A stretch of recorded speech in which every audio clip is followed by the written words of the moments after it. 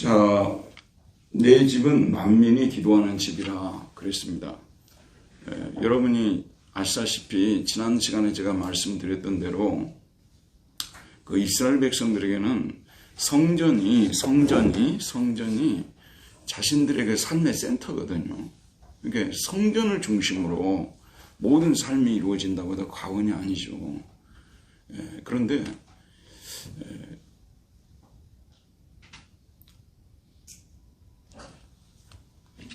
그런데 그 성전의 그 상태가 어떠냐에 따라서 이스라엘 백성들의 삶도 판단할 수 있다는 것입니다. 이게 성전의 상태가 아주 양호하고 좋으면은 이스라엘의 영양 상태, 백성들의 영양 상태도 뭐죠? 아주 양호하고 좋다 이렇게 볼 수가 있고, 성전의 상태가 매우 좋지 않으면은 교인들 그 이스라엘 백성들의 삶도 매우 좋지 않다 이렇게 볼 수가 있다는 것입니다. 그런데 모든 건물은 아시는 대로 목적이 있어 짓는 거 아니에요?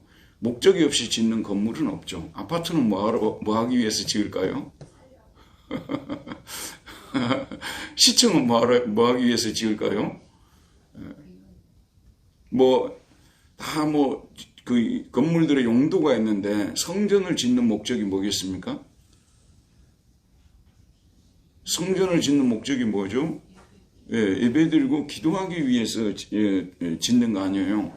근데 여러분이 아시다시피 그 성전의 역사를 보게 되면 하나님께 예배드리고 거기서 기도를 드리고 또 하나님께 영광 돌리고 이런 목적보다도 실제 교회 역사를 보게 되면 왕들끼리 자기 이제 특별히 기독교 왕국일 경우에 자기 킹덤이 왕국이 얼마나 영광스러운가를 보여주기 위해서 화려하게 짓는 거죠.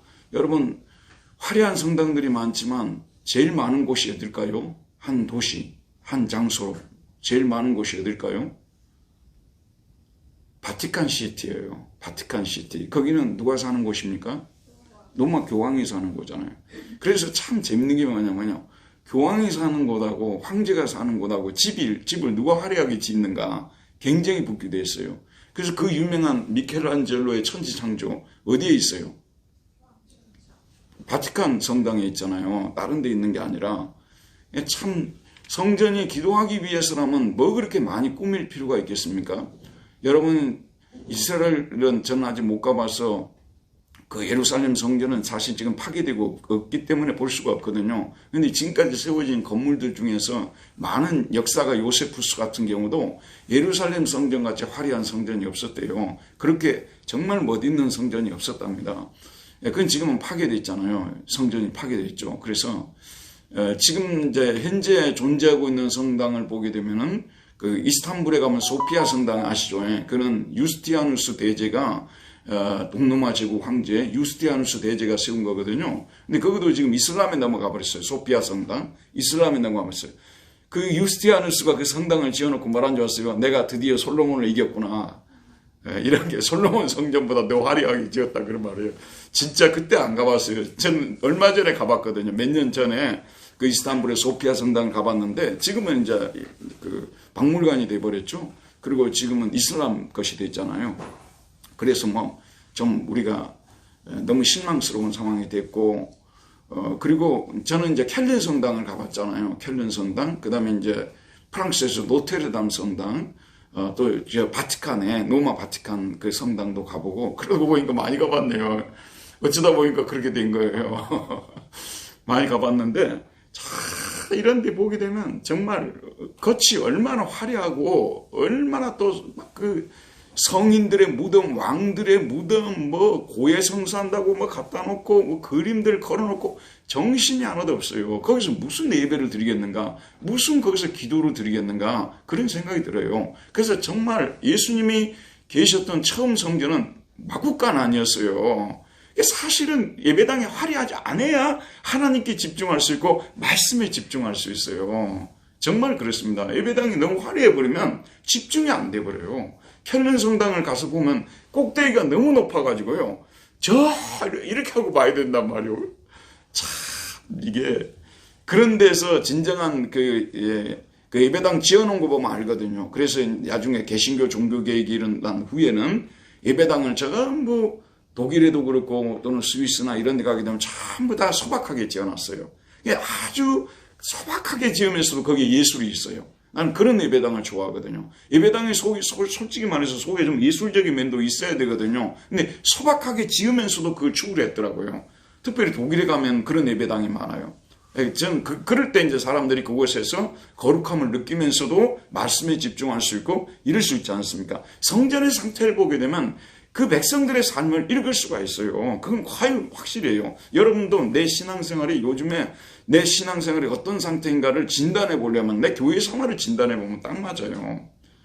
정말 하나님께 집중하고 교회를 중심으로 움직일 때는요, 우리 신앙이 살아있다는 증거거든요. 그리고 다른 분야를 안 봐도 대충 짐작할 수가 있어요. 이 사람 교회 생활하는 거 보니까 다른 생활에 있어서도 성공을 하고 있구나. 교회 생활하는 거 보니까 다른 생활에 있어도 무너지고 있구나. 이걸 우리가 진단할 수 있는 것이거든요. 그러니까 이 집은 철저하게 이 성전은 오늘 우리가 있는 이곳은 성전이 아니고 예수님이 이제 성전 되시기 유일한 성전이시기 때문에 우리는 지금 이제 예수님께 예배드리러 모인 예배당이라고 말하죠. 이 예배당은 말씀드리자면 이곳은 기도하는 곳이 돼야 돼요. 이 기도 안 들으면 말씀 듣고 성도의 교제를 한다는 말 다 포함이 되어 있겠죠.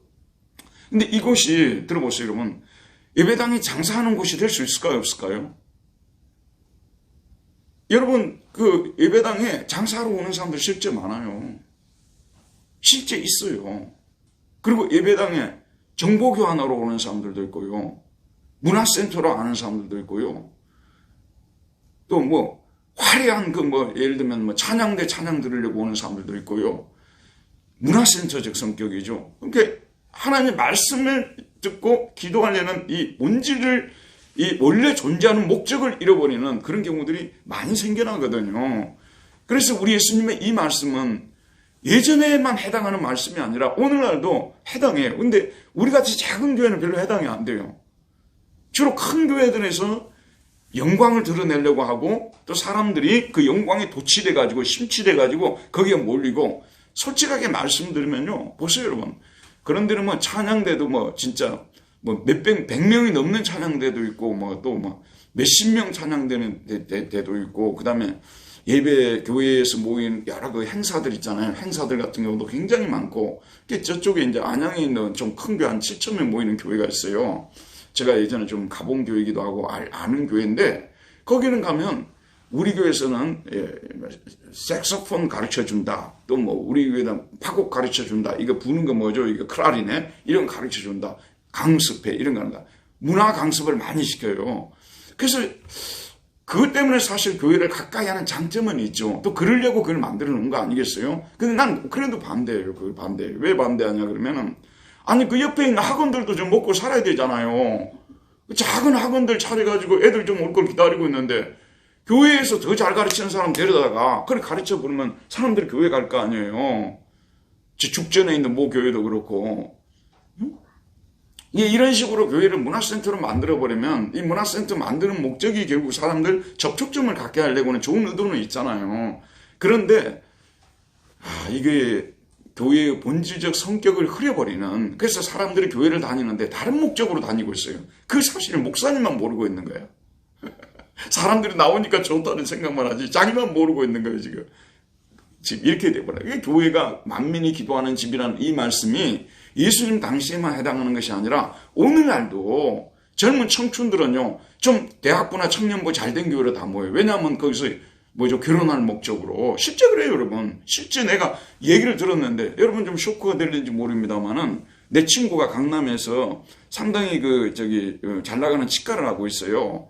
근데 그 딸이 둘이 있단 말이에요. 근데 한 500명 다니는 교회예요. 근데 거기 한 30-40명 모인대요. 청년들이. 그런데 온누리 교회로 옮겼단 말이에요. 그건 온누리에 있는 그 청년들이 다 모이는 곳 아니에요? 온누리에 있는 청년들이 다 모이는 곳이니까 거기 가면 기회가 더 많을 것 같다는 거죠.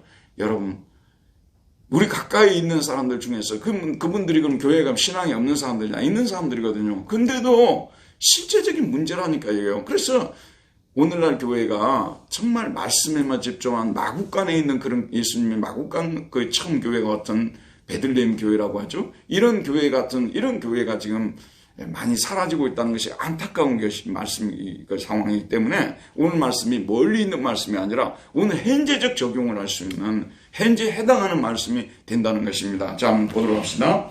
1번을 한번 봅시다. 1번 한번 읽어볼까요? 시작. 예수님께서 베다니에서 나왔을 때에 어떤 상태였습니까? 그때 예수님께서 멀리서 잎사귀가 있는 무화과나무를 보았습니다. 그리고 예수님께서는 무화과나무 쪽으로 가셨습니다. 왜 가셨습니까? 13절 한번 읽어볼까요? 자, 읽읍시다. 시작. 이튿날 그들이 베다니에서 나왔을 때에 예수께서 시장하신지라 멀리서 잎사귀 있는 한 무화과나무를 보시고 혹 그 나무에 무엇이 있을까 하여 가셨더니 가서 보신즉 잎사귀 외에 아무것도 없더라. 이는 무화과의 때가 아님이라 그랬습니다. 이게 베다니에서 나왔을 때에 예수께서 어떠셨다고요? 시장하셨습니다. 이게 예수님이 실제로 시장하셨을까요? 가짜로 시장하셨을까요? 실제로 왜냐하면 예수님도 우리와 같은 몸을 입고 계시기 때문에 그걸 인성이라고 하죠. 우리와 같은 몸, 인성을 지니신 분이시기 때문에 갈증도 느끼시기도 하고 피곤을 느끼시기도 하시고 주무시기도 하시고. 자, 저를 보세요. 초대교회에 예수님의 인성을 부인하는 그런 이단들이 참 많았어요. 특별히 성경이 기록될 당시 있잖아요. AD 30년에서 100년 사이에 이런 이단들이 또는 심지어는 200년 사이에 이런 가현론이라고 하는데 이런 이단들이 많았어요. 그리고 그 이후에도 400년, 500년 그때도요. 예수님은 신성만 지니신 분이시 인성은 없는 거라고. 그럼 몸은 뭐냐? 이건 가짜 몸이라는 거예요. 가서 우리에게 이렇게 보일 뿐이지만 가서 만지면 안 만져지는 몸이에요. 왜냐하면 예수님은 신이시기 때문에. 무슨 얘기인지 아시겠죠? 그래서 인성을 줄곧 부정해 왔어요. 그래서 신성을 부정하는 쪽도 이단이고 인성을 부정하는 쪽도 이단이고 그래서 칼케톤 451년 종교회의에서 모여가지고 목사님들이 뭘 결정했냐면 예수님은 참 하나님이시고 참 사람이시다. 인성과 신성을 동시에 가지고 계신 분이시다. 이렇게 결정을 내렸어요. 여러분, 이 지금 양성론이라고 하거든요. 이걸 부정하는 사람은 이단입니다, 여러분. 그걸 잘 들어봐야 돼요. 예수님이 누구신가? 신성과 인성을 가지고. 또 이 중보자는 예수님 한 분밖에 없다는데 신천지 같은데 이만희 씨가 자기가 중보자라고 하지 않습니까? 이런 경우들은 또 역시 이 사람들은 이단인 것이고요. 그래서 여러분, 이단을 분별할 때 우리가 잘 봐야 되는 것이 뭐냐면 몇 가지 분별하는 법이 있습니다만 기독론, 예수님을 중심으로 분별하는 것이 가장 옳아요.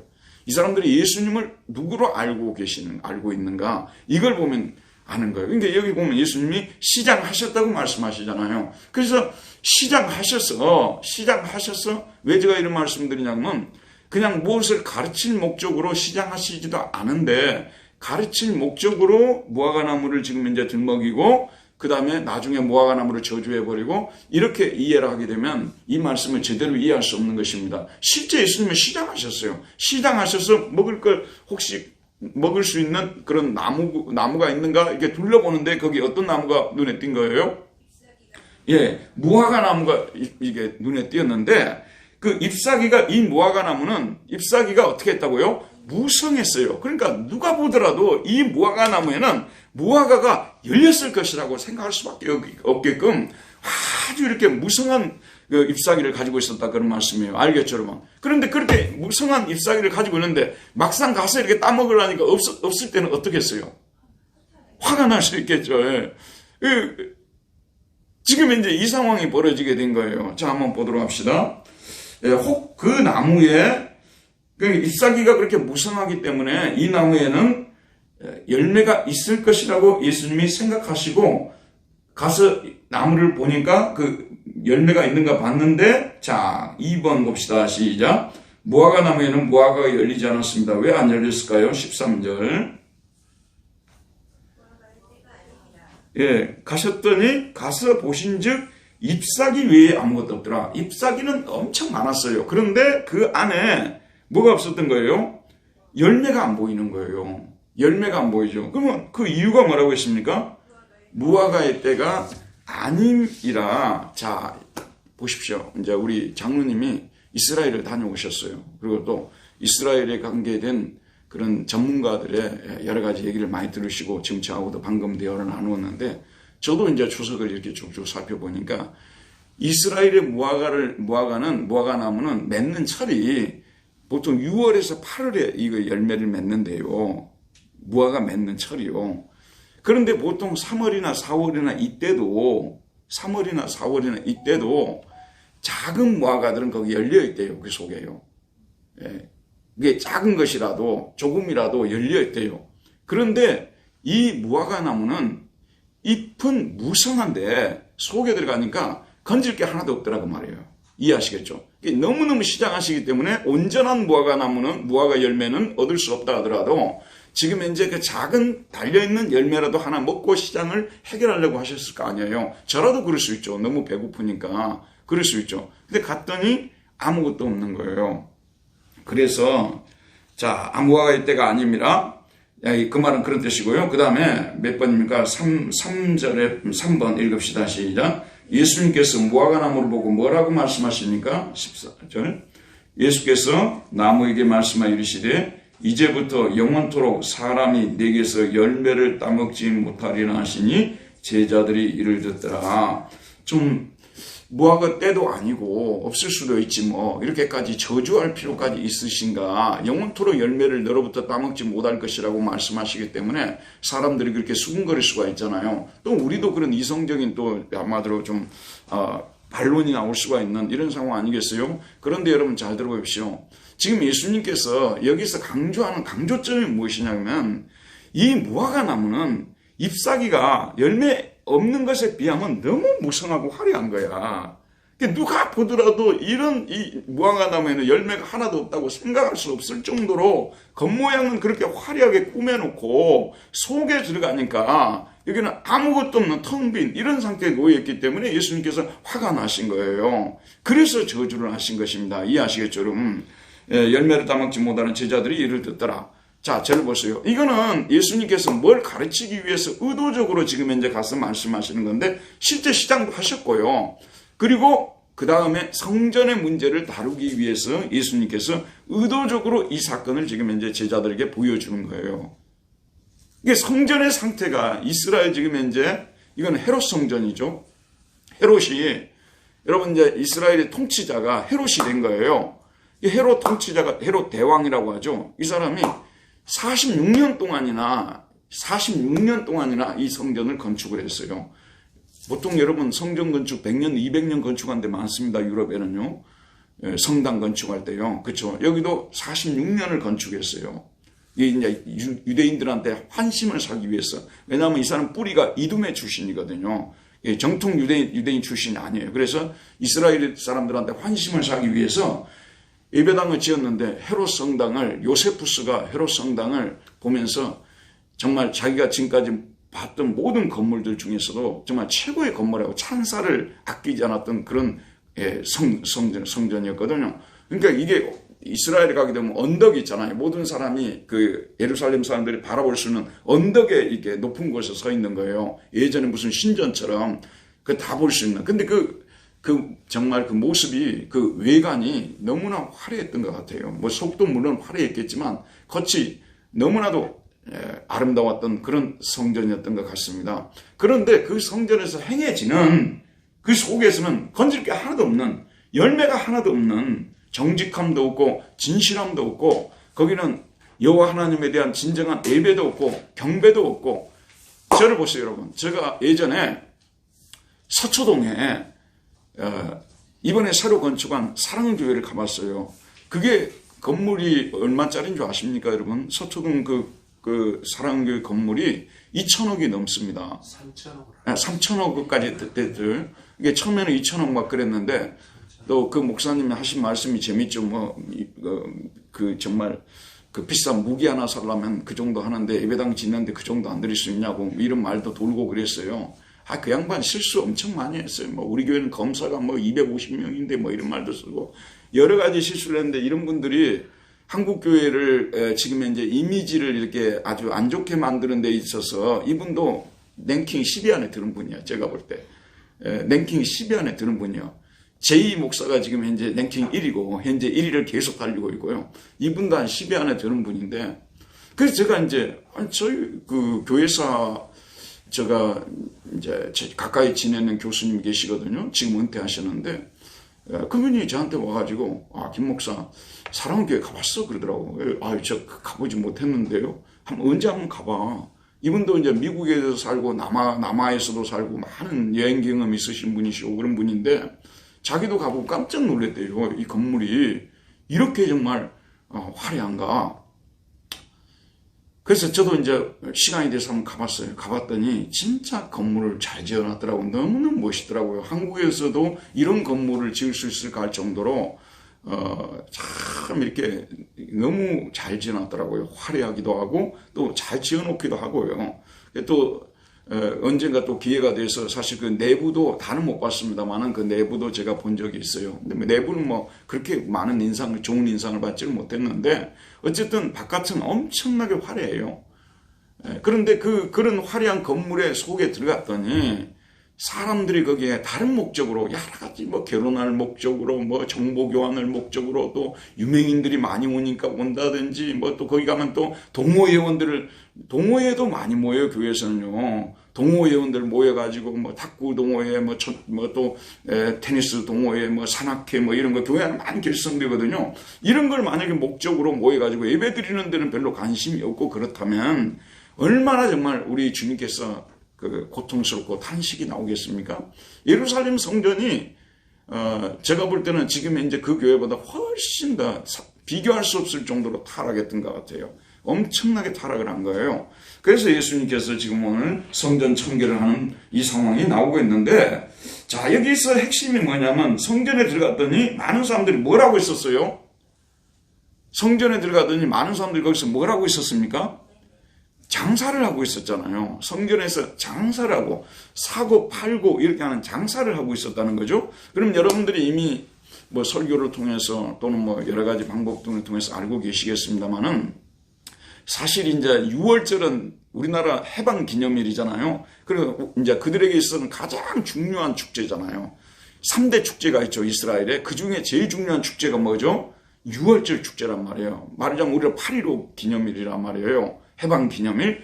그러니까 이때는 이제 전국에 있는 사람들이 모여가지고 와서 여기에서 그 6월절을 지키는 거죠.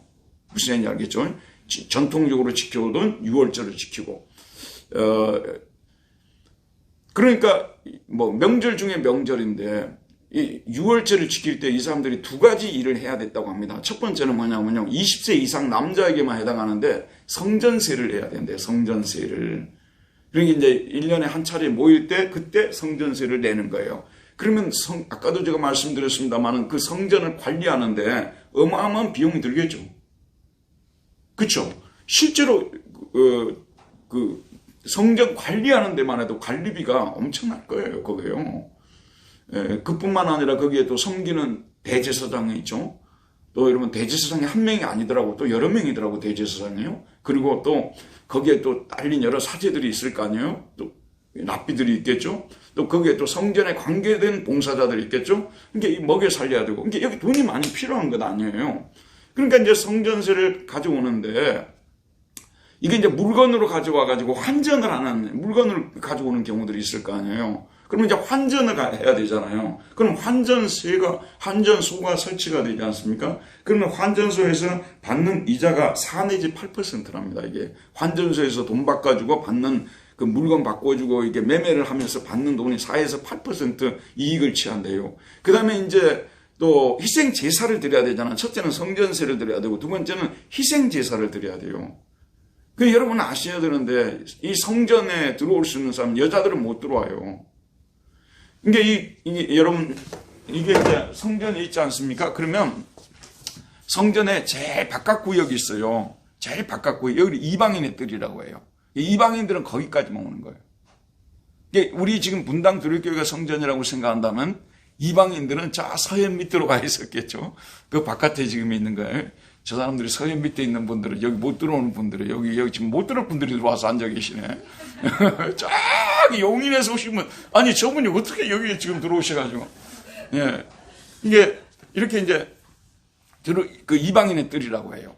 주로 이제 이런 이방인의 뜰에서 이런 매매가 많이 됐다. 그러니까 그 다음에 이제 또 그 양이나 소를 희생 드리기 위해서 양이나 소를 가지고 올 거 아니에요. 이걸 이제 못 가져오는 사람 있잖아요. 다급하니까. 못 가져오는 분들을 위해서 소위 말해서 이제 대서서 같은 거 있잖아요. 옛날에 법원에 일 보러 가게 되면 자기가 막 서류 같은 거 쓰는 게 너무 어려워요. 복잡해요. 그 대서서를 이용을 하는 거예요. 그럼 대서서에서 써주면서 돈 좀 받잖아요. 바로 그런 일들이 벌어지게 된 거죠. 희생제사를 가져오게 되면 여기 이제 못 가져온 사람들을 위해서 이제 정확하게 이제 흠없는 어린 양을 드리라고 했잖아요. 흠없는. 그럼 흠없는 양이라는 이 염소를 갖다 막 갖다 놓고 오는 사람들한테 주고 돈 받고 거기서 또 이익을 취하고 이런 사람들이 많아가지고 사실은 그곳이 성전은 하나님께 예배드리는 곳이 돼야 되는데 그곳이 바로 장사하는 곳이 되어져 버렸다는 것입니다. 그러니까 무슨 장선거처럼 돼버린 거죠. 장이 섰다고 하잖아요. 장선거처럼 막 갖고 와서 막 바꾸고 가져가고 막 돈 바꾸고 막 난리가 난 것이죠. 그런 일들로 분주해서 하나님의 말씀을 전하고 말씀을 배우는 이 부분에 있어서는 사람들이 정신을 쓸 겨를조차 없는 이 상황이 벌어지게 됐다는 것이죠. 참 안타까운 그런 상황인데, 그래 이제 제일 바깥 구역이 이방인의 뜰이라고 했죠. 그 다음에 그 바로 안에가 뭐냐면 여자들의 뜰이에요. 여자들은 또 거기까지만 들어와요. 그 다음에 이제 안으로 들어가면 남자들의 뜰이 있고, 그 다음에 여러분 잘 아는 성소가 있고 지성소가 있고 이런 식으로 되어졌다는 것입니다.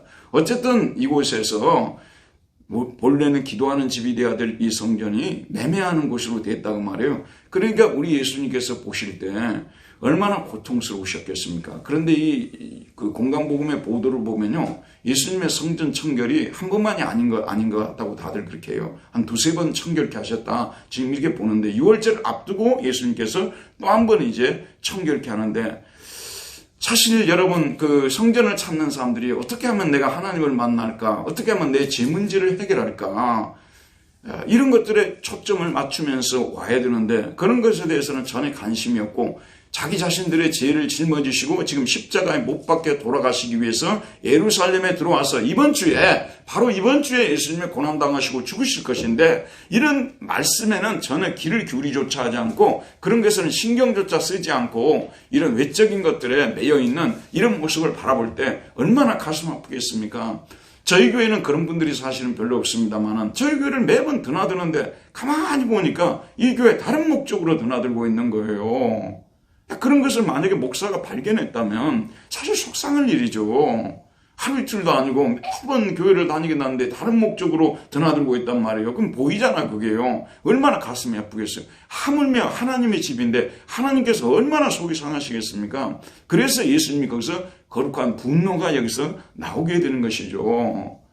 예, 우리는 분노에 대해서도 뭐냐면 자기 야망 때문에 분노하는 거 있지 않습니까? 육신의 분노가 있고요. 거룩한 분노가 있어요. 이 거룩한 분노는 하나님 영광 때문에 하나님 때문에 분노하는 거 아니겠습니까? 마틴 루터가 종교개혁을 일으킬 때 맨제부를 공격했단 말이에요. 95개 조항을 작성해서 맨제부를 판매를 갖다가 당시도 교회에서 맨제부를 판매했잖아요. 맨제부를 판매했다니까 여기다 십자가를 세워놓고 그 다음에 맨제부 발행해가지고 팔고 그랬잖아요. 교회 매매가 되고 있었잖아요. 중세기에. 그래서 어떻게 하나님의 교회에서 이런 일이 있을 수 있냐 하면서 바로 루터가 종교개혁을 일으킨 거 아니겠어요? 마찬가지입니다. 이 거룩한 분노는 지금도 우리에게 있어야 되는 것이고요. 예수님의 거룩한 분노가 어떻게 나타나는지 한번 보도록 할게요. 몇 번입니까?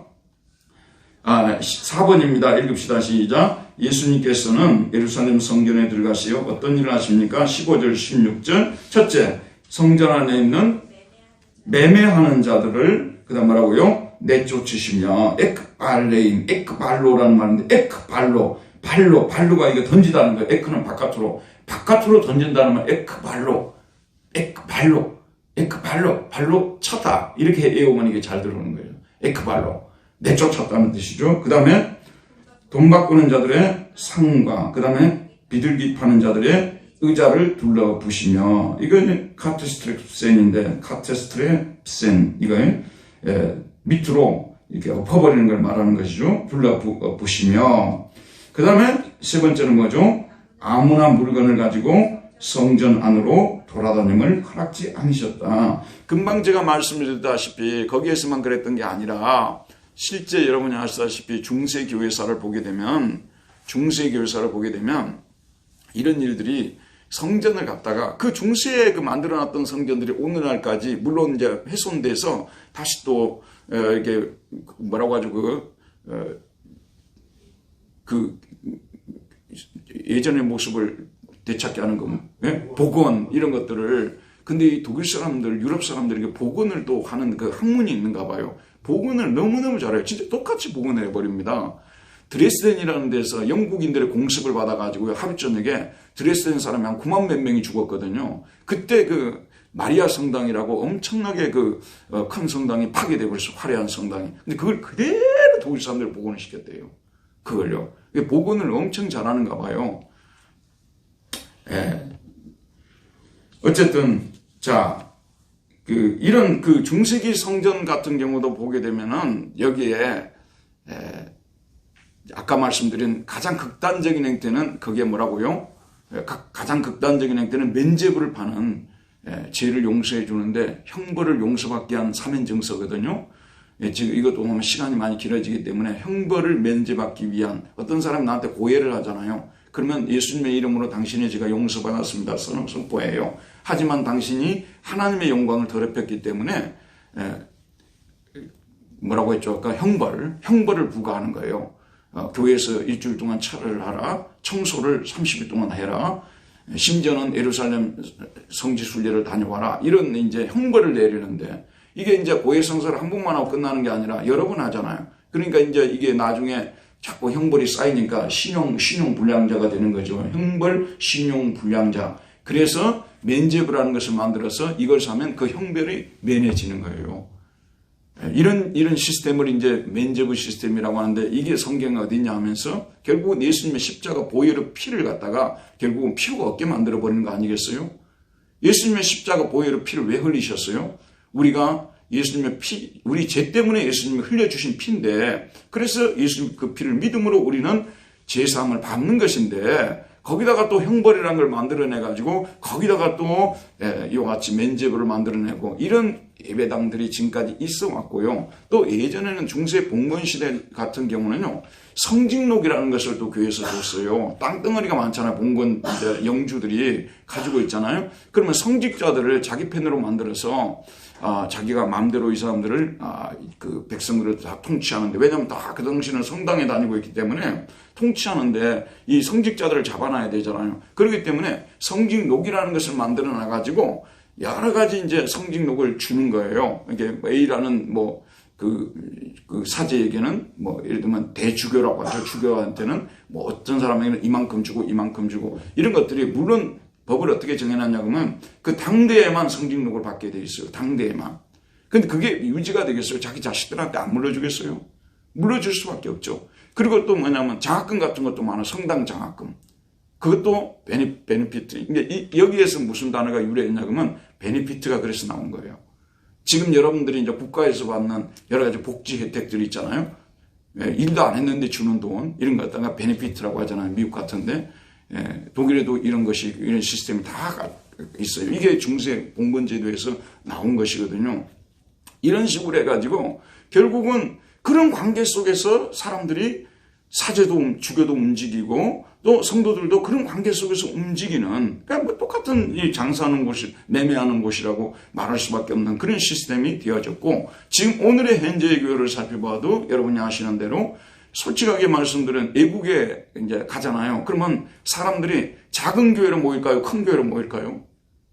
큰 교회로 모이죠. 거기 가게 되면 뭐죠? 정보를 얻을 수가 있잖아요. 그리고 사람을 많이 만나잖아요. 인간관계를 많이 쌓을 수 있고. 근데 막 미국이라든지 유럽이라든지 이런 데 갔는데, 내가 어떻게 앞으로 여기서 살아갈까 막 정말 처음에 염려가 많이 되고 근심이 되거든요. 그러니까 그런 큰 교회로 사람들이 모여들 수밖에 없는 거예요. 외국에 있는 큰 교회는 난 별로 인정하지 않아요. 한국은 물론 좀 덜 인정합니다만은, 그래도 인정하는 부분이 있습니다만, 외국에 있는 큰 교회가요, 순수한 하나님의 말씀을 위해서 중심으로 모이기가 쉽지가 않아요. 누가 장사를 좀 할 목적을 가지고 왔잖아요. 작은 교회 누가 가겠어요? 거의 안 가지. 예전에 명성교회 있지 않습니까? 명성교회가 자기 앞에 있는 그 식당들이 쭉 있으면 다닌데, 그 교인들이 가가지고 여기서 장사하시랍니까? 물어본대요. 장사하겠다면 장사하려면 우리 교회 나와야 되겠네요. 그러고 가본대요.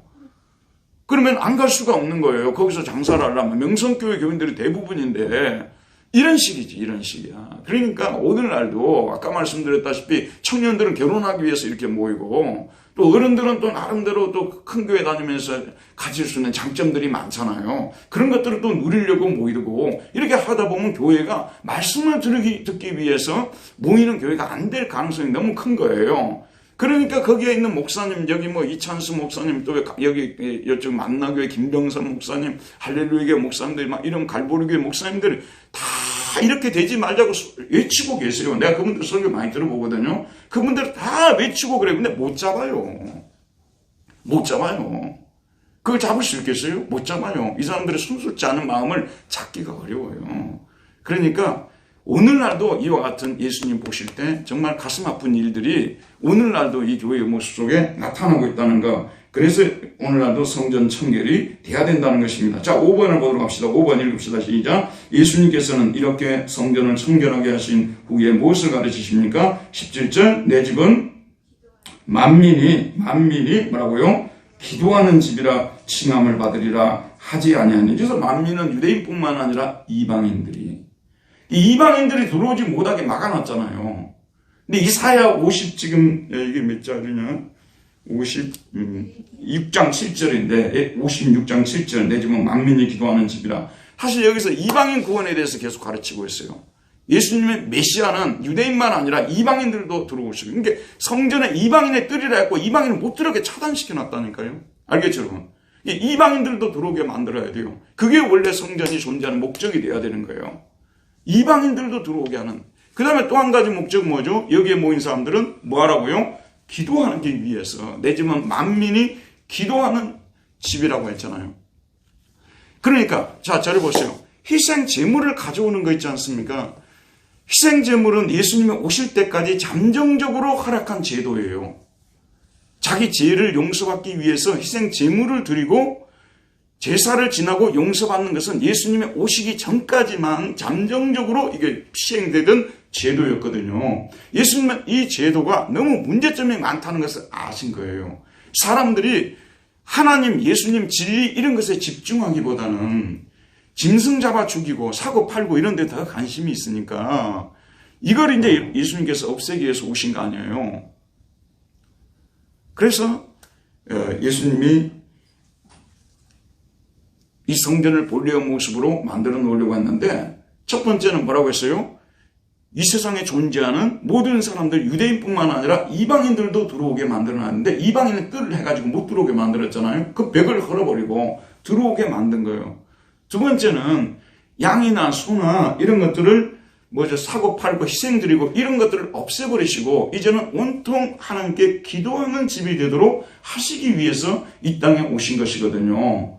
사실 성전에는 이방인들, 유대인들이 모여가지고 함께 예배하고 찬송하고 기도하고 성도의 교제를 나누고 이런 목적으로 교회가 모이는 것이 오직 진리를 위해서 사실은 존재해요. 그래서 여러분 우리 교회에서 하는 일이 많잖아요. 여러분도 봉사하는 일들을 많이 하고 그러잖아요. 근데 제일 중요한 일이 뭐냐? 말씀 선포하고 말씀 가르치는 일 아니에요. 이 일을 위해서 우리가 정신도 준비하는 거예요. 교회 청소도 하는 거고요. 그렇죠, 여러분? 말씀 선포를 중심으로 해서 교회는 움직여지고 돌아가는 것인데 이 하나님의 말씀을 선포하고 은혜를 받고 사람들이 죄인임을 고백하고 기도를 드리고 이것이 교회가 존재하는 목적인데 다른 것들이 교회 안으로 밀고 들어온다 그 말이에요. 그래서 여러분 교회에서는 지나치게 행사를 많이 하는 것은 지양해야 돼요. 별로 좋은 게 아니에요. 너무 교회가 행사를 많이 하고 사람들이 행사로 교회를 다니는 거야. 교회가 행사도 있어야 되겠지만 적을수록 좋아요. 그리고 온통 말씀에 집중하고 성도의 교제에 집중하는 이것이 올바른 것이라고 저는 보거든요. 그래서 가면 갈수록 우리는 뭐냐면 자꾸 이런 화려한 성전의 모습으로 닮아가니까 자꾸 우리가 베들레헴 본래의 성전의 모습으로 돌아가야 돼요. 거기는 아무것도 없었지 않습니까? 거기는 오직 예수 그리스도가 중심이고 그분 앞에 경배하는 사람들밖에 없었잖아요. 천사들의 찬송 소리밖에 없었고. 알겠죠, 여러분? 그러니까 그런 모습을 되찾아야 되는데 교회가 너무 화려해지고 하다 보면 사업도 너무 많이 벌리고 예배당 꾸미는데 너무 많은 돈과 시간을 들이게 되고 사람들의 정신이 그런 데 집중이 되고 그래서 헬른성당 여러분 노테르담 성당 그런 데 꼭 다녀오셔야 돼요. 그런 데 보고 나면요. 우리 목사님이 왜 그렇게 소리를 높여가지고 말했는지 이해가 되구나. 그런 생각이 들 거예요. 진짜 정신이 하나도 없어요. 집중을 할 수가 없어요. 그리고 그런 데는 이게 우리처럼 이렇게 천정을 이렇게 팽팽하게 만들어 놨잖아요. 왜 팽팽하게 만들어 놨냐 그러면요, 이건 울려 퍼지질 않게 하기 위해서 팽팽하게 만들어 놓은 거예요. 그래서 찬양대는 엄청 손해보고 있는 거예요. 왜냐하면 소리를 조금 내도 크게 울리게 돼야 되는데 큰 소리를 내도 안 울리는 교회잖아요. 그럼 왜 이렇게 만들어 놨냐면 말씀이 이렇게 산만하지 않게 잘 들리도록 하기 위해서 이렇게 만들어 놓은 거예요. 찬양대는 굉장히 손해보는 겁니다. 그게 우리 개신교 예배당이잖아요. 그런데 천주교는 보세요. 이렇게 올려놨잖아요. 그러니까 조그만 소리를 내도 확 장엄하게. 저도 그런 데 가서요, 찬양하게 되면 어디 한국에서 온 그 조스미 이후에 갑자기 나타나 혜성같이 나타나 성악가라고 이렇게 할 수도 있어요. 와, 이렇게 하면 얼마나 잘 울려 퍼지는지. 그러니까 그런 것들이 다 인간을 위해서 존재하고 있는 거예요. 사실은 하나님을 위해서 존재하는 예배당들이 아니라, 성당들이 아니라 인간을 위해서, 사람의 영광을 위해서 존재하고 있는. 그러니까 여러분, 우리가 비판의식을 가져야 되는데 이 교회가 교회답지 않을 때 우리는 비판해야 돼요. 딴 걸 비판하면 안 되고 교회가 교회답지 않은 방향으로 가려고 할 때 비판해야 되는 거예요. 교회가 너무 행사 중심으로 가는 것도 비판해야 되는 것이고요. 말씀 중심으로 온통 집중되는 교회로 만들어가는 것이 올바른 것이다 말씀드릴 수 있습니다. 자, 만민이 기도하는 집이라 칭함을 받으러 가지 않는다. 너희는 뭘로 만들었다고요? 강도의 구례를 만들었다. 강도의 구례를, 소굴이라고 우리말로 번역되어 있죠. 강도의 소굴을 만들었어요. 그러니까 사실 여기는 누구냐 그러면 강도 때들이 강도짓을 해가지고 와가지고 자기들이 전리품으로 얻은 것들 있잖아요. 그걸 막 서로 나누는. 그러니까 여기 대제사장도 자기가 이제 그 전부 여기 장사하는 사람들한테 그 허락을 해주면서 돈을 얼마씩 받았을 거 아니에요. 그렇죠? 그러니까 도둑놈 아니에요? 거기에 딸려있는 사람들도 그것을 또 나름대로 또 그걸 가지고 자기들도 이익을 얼마 정도 받았을 테니까 그 사람들도 도둑놈들이고, 거기에 들어오는 사람들도 거의 여기가 이제 거의 거룩한 성전이 아니라 도둑놈들이 모이는 곳이 돼버렸다고 말씀하고 있어요. 원래는 기도하는 집이 돼야 되는데 장사집이 되었고 강도들이 모여가지고 전리품 나누는 곳이 되어져 버렸고 이렇게 타락을 해버렸는데, 참 중세 같은 경우가 타락의 이제 대명사로서 자주자주 떠올려집니다만은 중세가 아니라도 대한민국 21세기에 존재하는 대한민국의 교회 중에서 사실 이렇게 타락해버린 그런 상황들이 벌어지고 있어요. 저희 교회 성도님들 20명씩 전부 이렇게 팀을 맞추어서 KT에서 SK로 바꾸십시오. 그러면 우리한테 얼마가 들어옵니다. 그 목사가 지금 그러고 다니지 않습니까? 그러면 뭐 2천 몇 억이 들어오는데 2천 몇 억이 계산까지 했더라고요. 그럼 왜 목사가 그런 것에 신경을 써야 되냐 그런 말이에요. 왜 목사가 그런 일에 신경을 써야 됩니까? 그래서 그런 짓을 하고 있다는 것입니다. 그러니까 참 한국교회 이미지를 그냥 땅에 다 떨어뜨려 버리고 기가 막히죠. 기가 막혀. 우리 한국교회는 정말 이 정치적인 부분에서 보수든 진보든요, 정치적 교회가 되면 안 돼요. 여기는 이데올로기 교육하는 곳이 되면 안 됩니다. 교회가요. 교회가 이데올로기 맞는 사람들끼리 모여서 이데올로기 교육화시켜서 의식화시켜가지고 이런 것이 교회입니까 여러분? 보수든 진보든 절대 우리는 그게 하나님 나라가 아니에요. 내 나라는 여기에 속해 있지 않다고 주님 말씀하셨어요. 우리가 정의와 공의와 또 여러 이웃들이 우리와 같이 잘 편안하게 살 수 있도록 우리가 정치에 대해서 관심도 가져야 되고 제도에 대한 변혁에 대한 관심도 가져야 되겠지만 그것을 위해서 모여있는 곳이 되면 안 된다는 그런 말씀인데, 특별히 우리 보수주의 교회 목사님들이 정신이 빠져가지고 정신이 타락해가지고 온통 반공기독교를 만들어 놓고 이것이 하나님이 만들어 주신 것이라고 하는데, 이 반공기독교는 우상입니다 여러분. 인간이 만든 우상이지, 이데올로기 우상이지, 그거는 하나님이 원하는 뜻이 절대 아닌 것입니다 여러분. 그러면 공산주의자들만 하나님 안 믿습니까? 그러면 무신론자들도 얼마나 많고, 그럼 타종교 믿는 사람도 얼마나 많습니까? 왜 공산주의만 잡아가지고 다 나쁜 놈들하고 몰고 가고 이렇게 하나님의 교회를 그런 식으로, 심지어는 우리는 공산주의자들도 전도를 했고 예수 믿게 만들어야 되고요, 무신론자도 예수 믿게 만들어야 되고, 왜 우리가 북한에다가 뭘 갖다가 막 보내주고 이렇게 합니까? 동서독과의 관계에서 서독교회가 거기서 성공을 했지 않습니까? 그러듯이 우리도 먼저 사랑과 자비를 베풀어서 그들로 하여금 마음에 감동되게 해서 좋은 쪽으로 오도록 통일을 항복을 지향할 수 있도록 우리 인간이 할 수 있는 방법은 그밖에 없어요. 나머지는 하나님께 맡겨야 되는 거예요. 정답은 없는 거예요. 여러분 정답이 어디에 있습니까? 정답은 없습니다. 우리는 그리스도인다운 그런 모습을 보여주면 되는 것이죠. 그런데 이 기독교를 반공 기독교로 만들어버리고 또는 진보 기독교로 만들어버리고 이데올로기 학습장으로 만들어버리고 이러면 교회가 정말 어떻게 되겠습니까? 그러면 결국은 교회는 망하는 겁니다. 한쪽으로 교회가 줄 서버리면요, 교회는 망하자는 얘기하고 똑같은 거거든요. 그렇기 때문에 정말 그런 형편없는 그런 사람을 목사님들, 장로님들이 줄 서가지고 모여서 기도하고 축복하고 뭐 하나님이 보낸 사자고 뭐 이런 헛소리들을 해가지고 한국교회를 완전히 땅바닥에 떨어뜨려갖고 거의 이제 일어나기 어려울 정도까지, 소생하기 어려울 정도까지 교회를 만들어낸 이런 상황이 벌어져 있지 않습니까? 그래서 강도의 구례를 만들어 놓았다. 이 말씀이 딱 맞습니다. 그 다음에 마지막으로 6번 읽읍시다. 시작. 대제사장들과 서기관들이 이 소식을 듣고 어떤 일을 꾀하였습니까? 그 이유가 무엇입니까? 18절입니다. 대제사장들과 서기관들이 듣고 예수를 어떻게 죽일까 하고 꾀하니 이는 무리가 다 그의 교훈을 놀랍게 여김으로 그를 두려워함이라. 그래, 예수님의 가르침이, 자 보세요 여러분. 예수님이, 자, 잠깐 주목해보세요. 예수님이 지금 이제 칼을 썼으니까 나폴레옹처럼, 나폴레옹이 원래 포병 출신이더라고요. 근데 요즘 나폴레옹 전기를 읽고 있거든요. 근데 한 1300페이지 되는 엄청난 전기인데, 제가 프랑스 역사, 그때 근대사를 좀 공부하기 위해서 나폴레옹 부분을 읽는데 이 사람이 수학의 천재더라고요.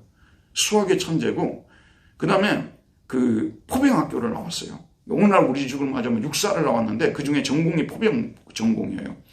그래서 언제부터 이 사람이 떴냐 그러면요, 파리에 이제 정부를 향해서, 이게 이제 소위 쿠데타를 일으킨 그 프랑스 혁명을 통해서 이루어진 정부 아니에요? 그 정부를 향해서 막 반대 세력들이 막 들어오는 거 진압하는 그 일을 했는데 포를 갖다 놓고 쏴버렸어요.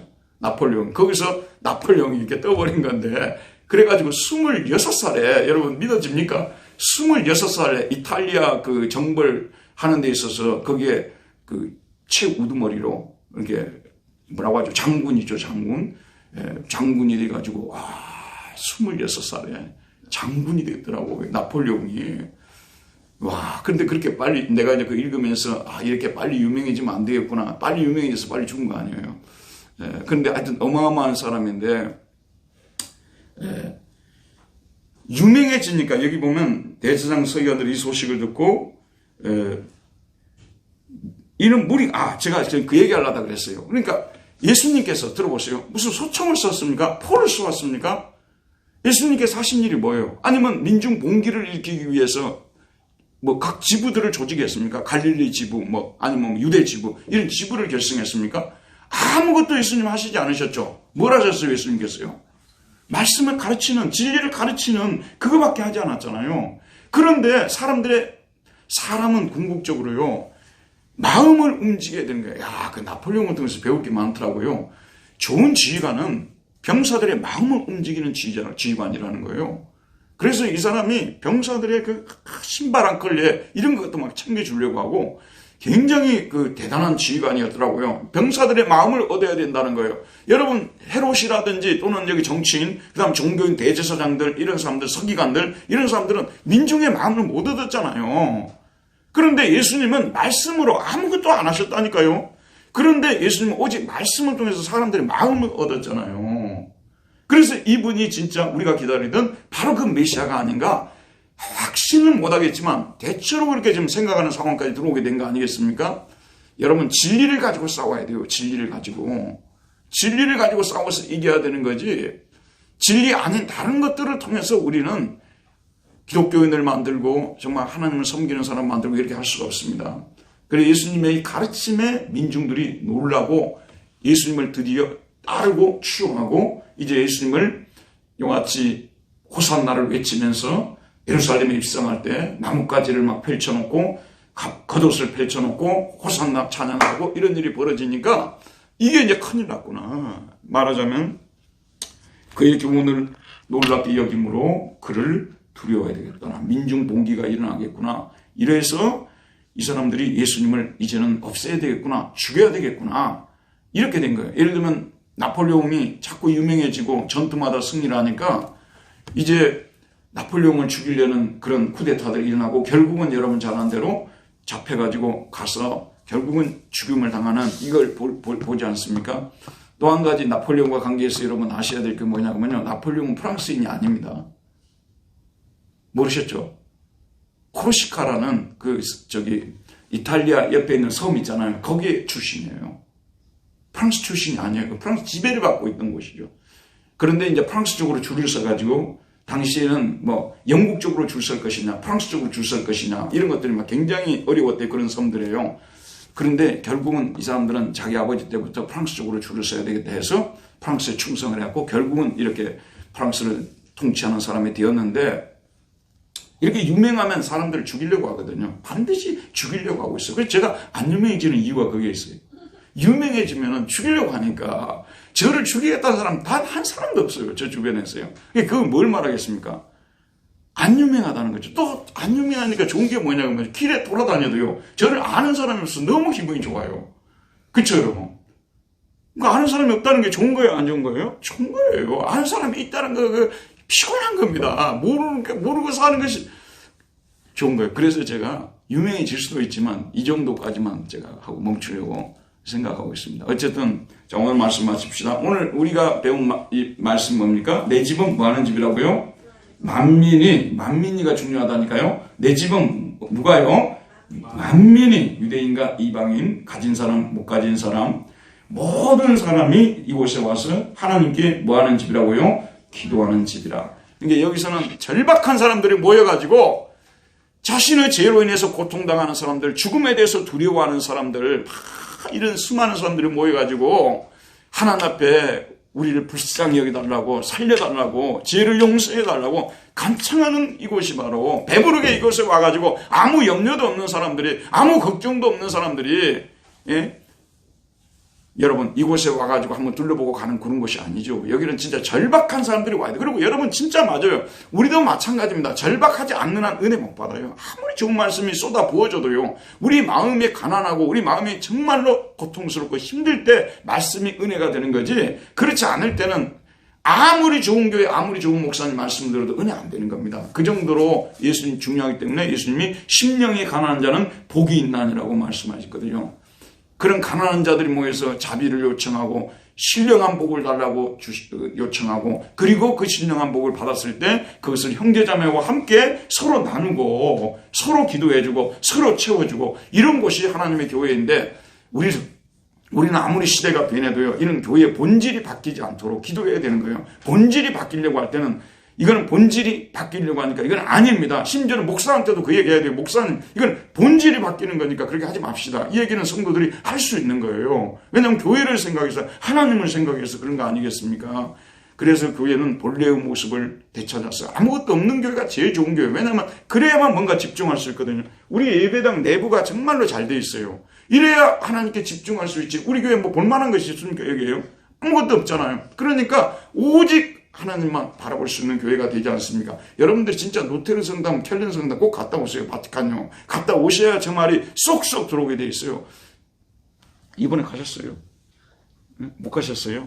지금 깐느 영화제 참여하시느라고 못 가셨대요.